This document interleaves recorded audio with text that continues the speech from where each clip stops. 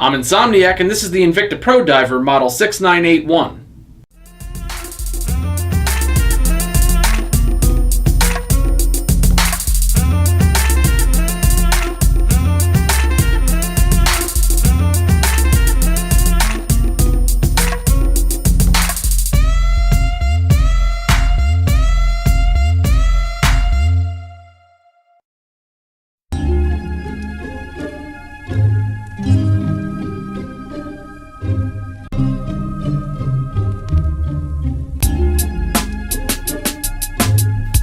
First, I'd like to give a big shout out to Victor for sending this in.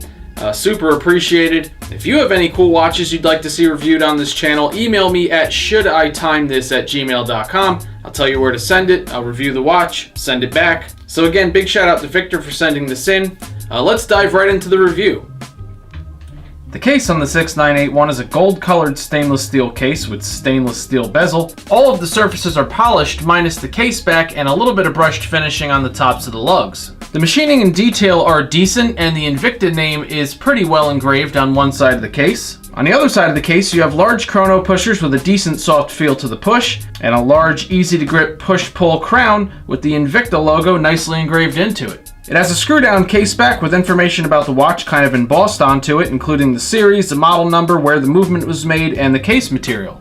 Although the watch is massive in size, the lugs curve in just the right place to make the lug length manageable even on a regular 7-inch wrist like mine. You have a rotating bezel with surprisingly good solid clicks and notches for accurate and stable adjustment with almost no wiggle or play in the mechanism. I have two big negatives with this case. First, you have the bezel. I'm not expecting ceramic or anything crazy at this price point, but as you can see here, with normal use from the owner who sent this in, it's definitely pretty susceptible to scratching. And my second complaint is the case height. Believe it or not, the lug length and even the diameter aren't as bad as you might expect, but the massive height of the case makes comfortable wear almost impossible with anything long sleeve because it won't easily tuck under anything. Not a long sleeve shirt, not a jacket, not a hoodie, not even my coat. Every sleeve gets caught on the case and stays behind it, which makes this watch 100% visible at all times, which in my experience hasn't been a big positive. With my time wearing this piece, I've gotten a lot of comments on this watch, mostly things like, "God, that's huge," or "That doesn't look comfortable," or "That's ridiculous." The most impressive part of this dial is the dial's foundation or background. It's a beautiful high-gloss piano black that almost looks ceramic. It's not, but it has that perfectly polished, expensive look to it that creates a lot of depth in the dial and makes a perfect backdrop for helping the other features of the dial stand out. Next, you have the hour markers, which are all a good-sized circular shape, generously raised with a polished gold outer ring and a loom-filled center, and a decently raised and engraved Invicta logo with a loom-filled partial square at the 12 o'clock and the Invicta name and raised lettering underneath that. Running around the outer edge of the dial, you have printed lines for the minute and second indices, with a faint red 5th second track stretching between the 12 o'clock and 4 o'clock indices, which makes no sense being that the second hand for the chronograph doesn't run around the outer edge of the dial on this watch, as it does on most chronographs, so it's more or less a sporty aesthetic touch just for the sake of being there rather than being something usable. You have 3 sub-dials, one at the 9 o'clock showing minutes for the chronograph, the one at 6 o'clock showing seconds for the chronograph, and the one at 3 o'clock showing your AM/PM hours in 24-hour format. The sub-dials are a substantial size, and the ones at 3 and 9 have a decently brushed thick gold bezel around each of those dials, while the sub-dial at 6 stands alone with no border and a good concentric circular pattern as the backdrop. The hands on the 9 o'clock and 6 o'clock sub-dials are done in gold, which stand out wonderfully against the black backdrop and have a good narrow tip for fairly accurate reading when using the chronograph, while the 24-hour dial features the same hand but finished in a polished red color to differentiate that dial from the chrono dials. The main hands on the watch are sword-shaped with a good length. The minute and second hands reach out all the way to the hour indices, and the minute and hour hands are skeletonized so they don't completely block your view of the chronograph dials when the chronograph function is in use. They're all finished in the same polished gold as the rest of the accents, with the hour and minute hands tipped in loom, as well as some loom filling inserted between the outer edges of those hands for an easier read of the time in the dark. The biggest fail on the dial, I'd say, is the execution of the date window. In an attempt to keep the symmetry of the dial design, the date disc is partially exposed between 3:30 and 5:30 and again between 6:30 and 8:30, with a little set of gold parallel borders running across the date window to highlight which exposed number is today's date. The problem there is twofold. One, it just looks kind of ridiculous, and two, If you look up the Invicta 6981 on their website, it shows these exposed slivers of date wheel covered in transparent blue with the exception of where the date actually is, which doesn't make it look any better. In fact, I personally think the blue throws off the great black and gold contrast, but the transparent blue covers pictured on the manufacturer's website serve the purpose of making the date a lot easier to find at a glance.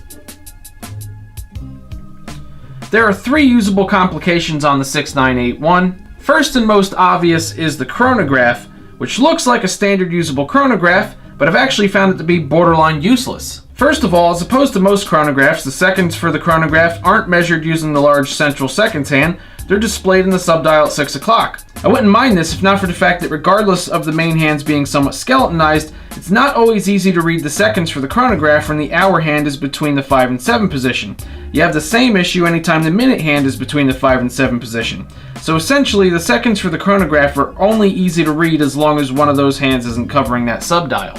Then you have the minute counter at 9 o'clock, which can have similar issues with the minute and hour hands being in the way, but on top of that, the indices for the minutes in that little subdial are actually tough to read because of how small and crammed together they are.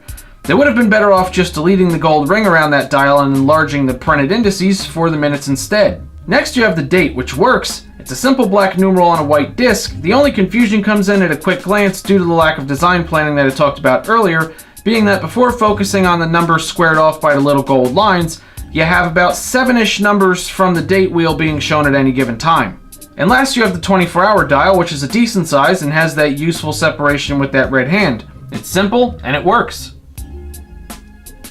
Next you have the Loom on this dial, which as you can see here, under a full Loom charge is very evenly lit. You have a generous amount of Loom inside all of the hour markers and the hands light up great as well.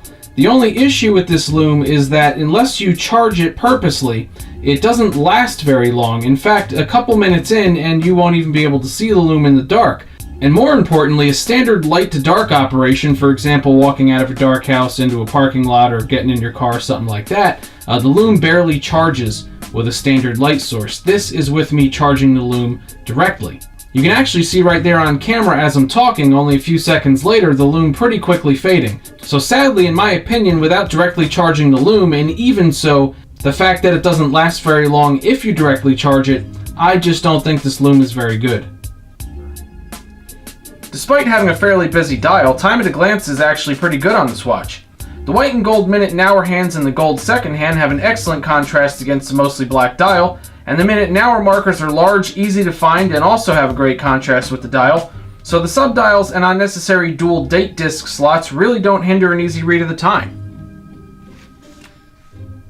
There isn't much to say about the accuracy of this piece because it's a Japanese quartz movement, which is more accurate than most mechanical movements on any given day, and during my time wearing this watch, it's been dead on accurate as expected. The only reason I can't give this movement a perfect score in this section is because of the look of the movement. The second hand misses just about every printed index on the dial, and not like it's always slightly over or slightly under. It seems to vary from section to section on this dial. So although it's keeping time accurately, it looks sloppy. The strap on this watch is literally the opposite of what I was expecting when I first opened the box. I saw a rubber strap, which although not my personal preference, usually means pliable and generally comfortable. But in the case of this particular strap, it's incredibly thick, incredibly wide, and the tolerances between the strap and the free loops is so tight that it's a struggle to put the strap through to put it on and pull it back through to take it off. It was literally frustrating every time I put it on or took it off.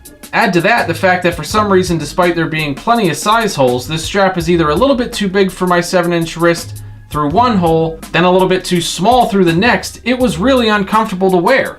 And the buckle doesn't help the case of this strap at all. It matches the big black and gold aesthetic of this watch perfectly, but it's so much wider than the already insanely wide strap that it just looks ridiculous. So overall, this strap does this watch justice aesthetically, but functionally, it's pretty terrible. The MSRP on this watch, as with all Invictas, is laughable. The site has it listed at $795. If that were the actual price of this watch, I don't think I'd have a number large enough out of 10 to register in this section on the scoreboard, but as with all Invicta watches, the MSRP is never the selling price. I did a quick search on Google and I found this watch on 2 different reputable sites for $89.99.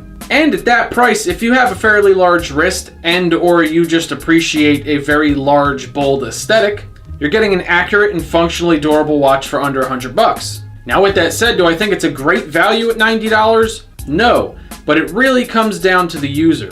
Brand perception for Invicta is not very high. You're not going to get your money back on it, but then again, people don't really buy these watches as collector pieces. If the style and aesthetic of this watch is something that's pleasing to you, then $90 really isn't that much to spend on a watch. Well, hopefully you enjoyed that review. I have quite a few new watch reviews on the way, so definitely subscribe if you want to see those. Turn on notifications. And of course, I could always use the love and support over at Patreon to keep this channel going. It's the link at the top of the video description. Sign up down there. It's $1 it starts at, and you get exclusive access to a lot of my rewards, giveaways, all kinds of great stuff. Plus, you get to help keep this channel going.